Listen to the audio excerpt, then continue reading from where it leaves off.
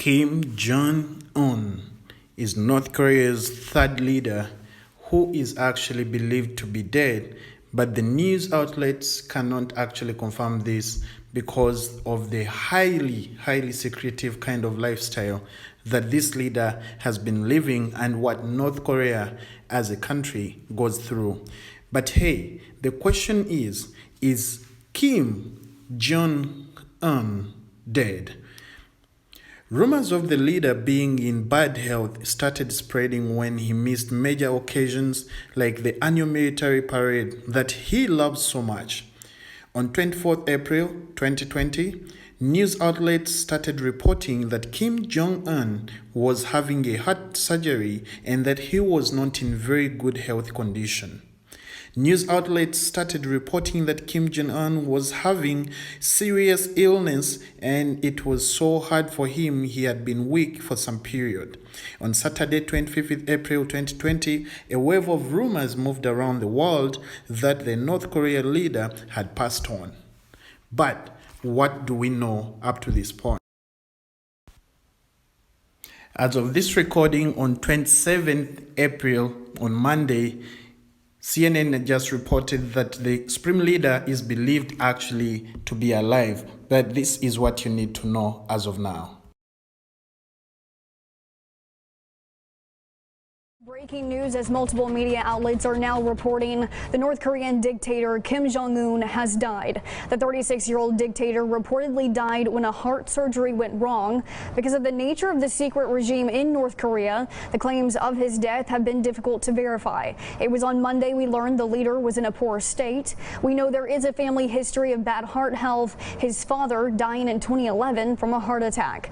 It is unclear who will now take over for North Korea. Kim Jong-un has missed a major opportunity to prove to the world he is in good health.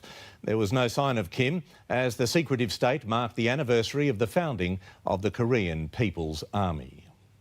Spotted from space outside his compound in an East Coast resort town, Kim Jong-un's train, but no Kim. It seems likely that he has some kind of health issue. Otherwise, I think the North Koreans might simply roll him out and say, look, he's okay. A Japanese news outlet is going further, saying Kim is in a vegetative state following botched surgery to insert a stent into his heart.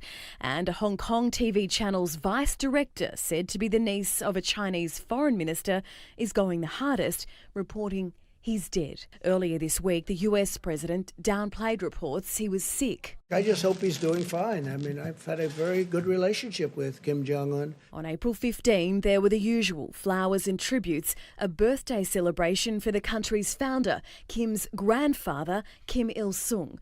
But there was something unusual. No Kim. Reuters is reporting China has sent a team of doctors to North Korea to check on the leader, believed to be aged around 35 or 36. Kim's sister, Kim Jong, who blasted onto the world stage during the Winter Olympics in South Korea, could be a likely successor in the event of Kim's death, if a woman is accepted. There's been a lot of discussion about whether or not the old guard in North Korea, the party, the generals in the army, would they accept the sister?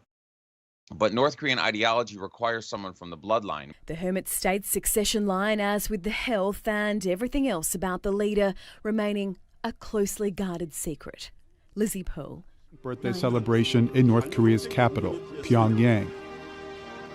It was held in honor of the country's founder, Kim Il-sung, who died in 1994. The festivities may have appeared routine, but someone was missing. Kim Jong-un, North Korea's ruler. Here he is at that same celebration in past years. Kim's absence has led to questions about his health and whereabouts. But details from the secretive regime are hard to come by. They have such control over information. They are so good at restricting access. So how do North Korea watchers try to discern what's happening during moments like this? Analysts use them to look for changes or patterns that can help explain what might be happening in the country, and to track Kim Jong-un's movements.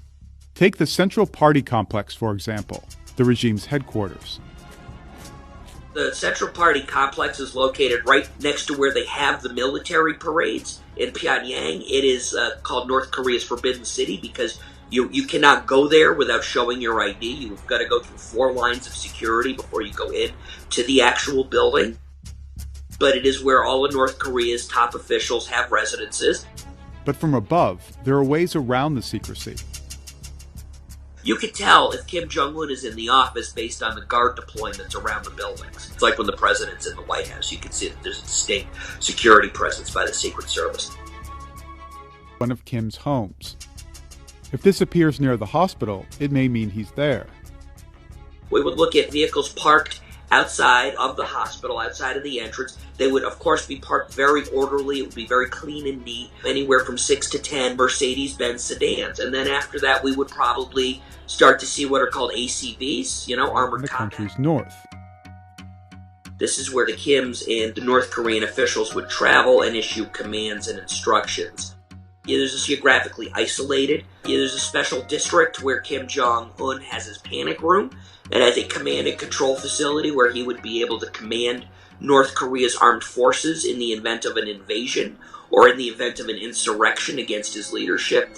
And it also has the value-added benefit of being so close to the North Korea-China border that he could drive into China if they felt that the emergency was that bad.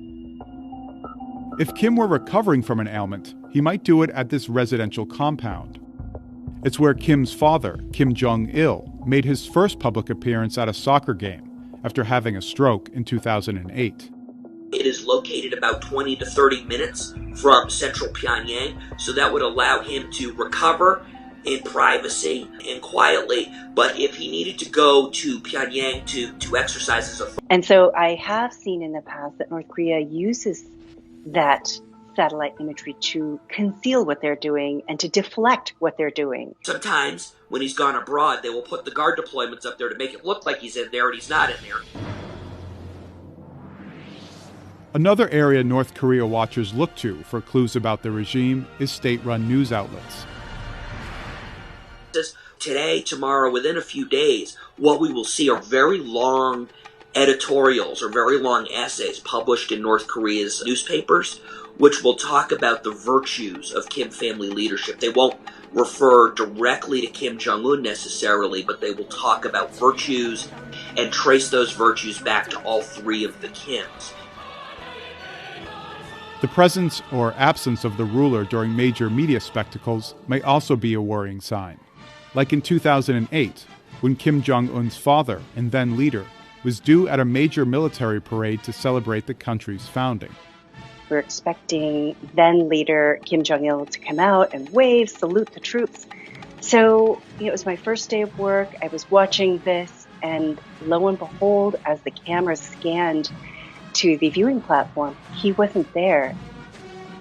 And I cannot tell you, that just sent shivers down my spine.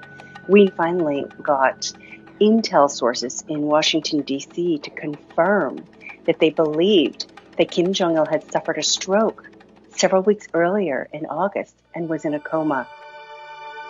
State television didn't cover Kim Jong-il's ailments.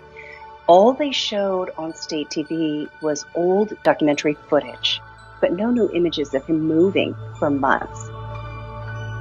North Korea never acknowledged his illness. Never. Finally, there's the tracking of commercial and private flights. This website shows flights over a typical 48-hour period. Notice how empty it is over North Korea. Only about half a dozen commercial airliners land in Pyongyang's airport each day, so any unscheduled flight should stand out. If Kim Jong-un was severely ill, analysts may watch for a specific type of flight arriving in Pyongyang. I would look for charter flights because if it was a major medical procedure,